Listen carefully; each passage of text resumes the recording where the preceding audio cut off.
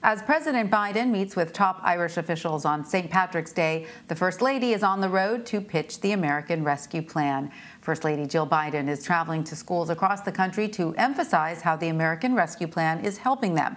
The president's package allocates $130 billion for education. The First Lady is also emphasizing the president's goal to open the majority of K-8 schools within his first 100 days in office.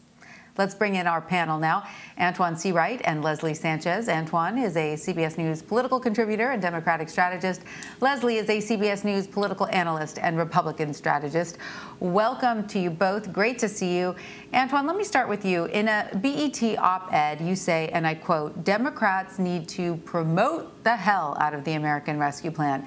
You write that the support of 3/4 of Americans is not enough, comparing this help is here tour to Democrats' strategy after the Affordable Care Act. So what went wrong with the health care pitch to the public 10 years ago?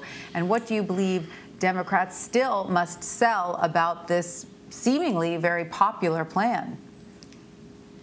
Well, if I can, let me take a minute to say to our Asian American brothers and sisters, we're thinking about them today, especially those in the CBS and Viacom family, and my heart goes out to them. Look, when Joe Biden ran for president, he said if elected as a Democrat, he would serve as an American president. The American Rescue Plan, or as I describe it, the American Survival Act, speaks directly to this notion of him being an American president.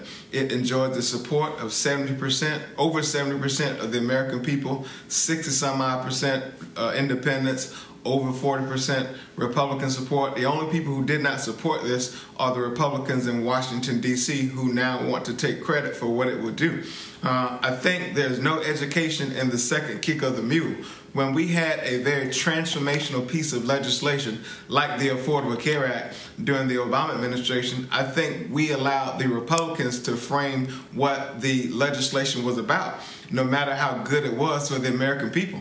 And I think we cannot do that. Our offense has to be our defense this time around instead of our defense being an offense. From the reduction of child poverty by 50%, shots in arms, giving oxygen to the American body with relief checks, when most families will enjoy thousands of dollars that will get them on track, rental assistance, money for veterans, putting kids back in schools, recalibrating schools. There's so many things about this plan that the public does not need to be sold on. They need to be educated on. And I think the Biden administration is doing the right thing by deploying some of the top surrogates and top voices to tell the story. As we say in the AME Church, they need to go tell it on the mountain, over the hills, and everywhere. All right, so Leslie, let me turn to you now, because Axios reports the Republican National Committee is planning an aggressive response to the president's Help Is Here tour. They will argue the relief package is full of so-called progressive pet projects and will add trillions in new debt.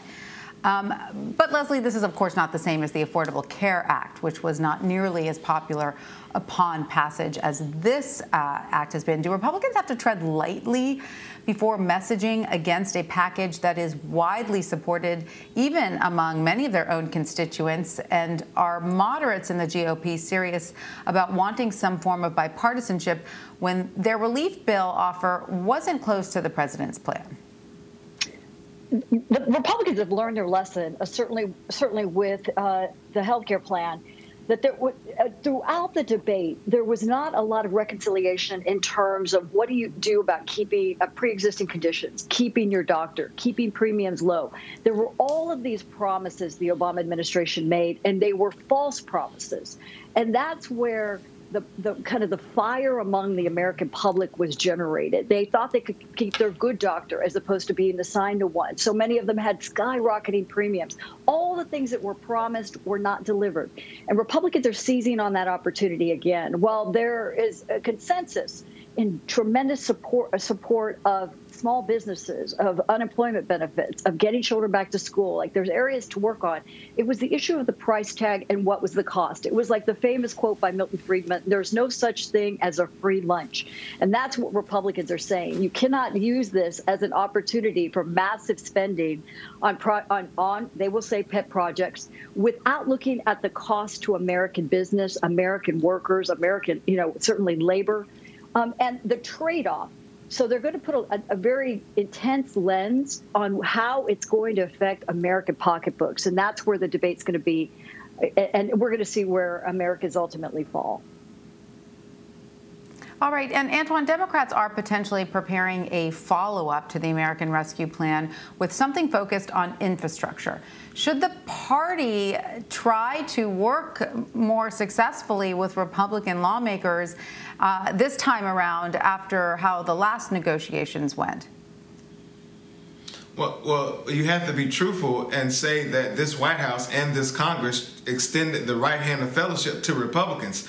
They just got their hands slapped away from them because it's so easy to say no in Washington, D.C., dysfunctional city, than it is to say yes. But because Republicans, like Democrats, want to win in November. They have learned that it's easier for them to make the argument to their constituencies by saying no than it is to work together. That's unfortunate. I think the administration and this Congress, the House and the Senate, has to do everything they can to deliver to the American people what they promised.